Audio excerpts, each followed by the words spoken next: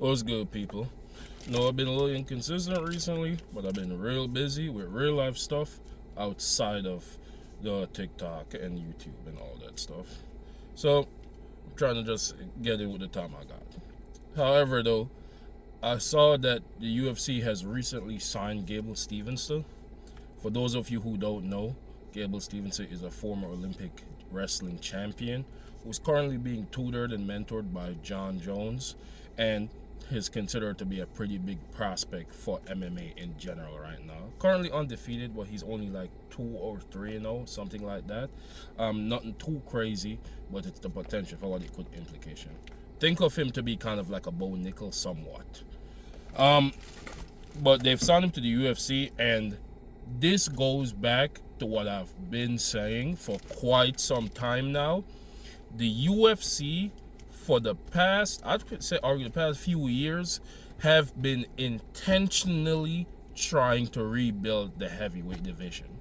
Everyone keeps complaining about how shit it is and how what is the UFC going to do and how they aren't doing anything and giving any attention. The UFC has been very, very actively trying to rebuild that division.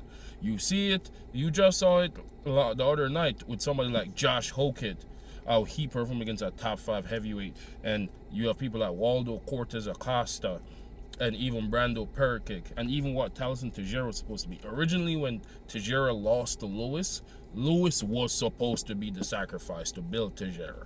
The UFC is very actively trying to rebuild that division, and they're doing it a lot slicker than people are giving them credit for. In my opinion, by next year, the end of next year, the UFC's heavyweight division is going to look very differently than how it looks right now. As for Gable Stevenson, I don't know what to expect from him because this is MMA, not wrestling, and it's MMA at the highest level as well. While he might have been at the highest level of wrestling, that's not the same thing. While we've historically seen Olympic caliber wrestlers do solid and decent and well in the UFC, and MMA in general, but we don't know how that will translate in the current era where people are a lot more well-rounded. I know the heavyweight is heavy and fat and sloppy right now, but there are still a lot of factors to consider. In the last fight from him that I saw, he looked like somebody who's new to MMA. That is fine. All I hope is that the UFC will allow him to build slowly until he can get to that point and not let his hype override him and leads to him getting destroyed as a prospect and washed out far before he's ready. This is one of those times that you're going to need to avoid the fans. You're going to have to ignore the fans because a lot of fans are going to demand for him to just get pushed right out when he's not ready. Give him the time to build. Give him low quality prospects so we can see where he stands, and then allow him to slowly build his momentum while also improving upon his skill set.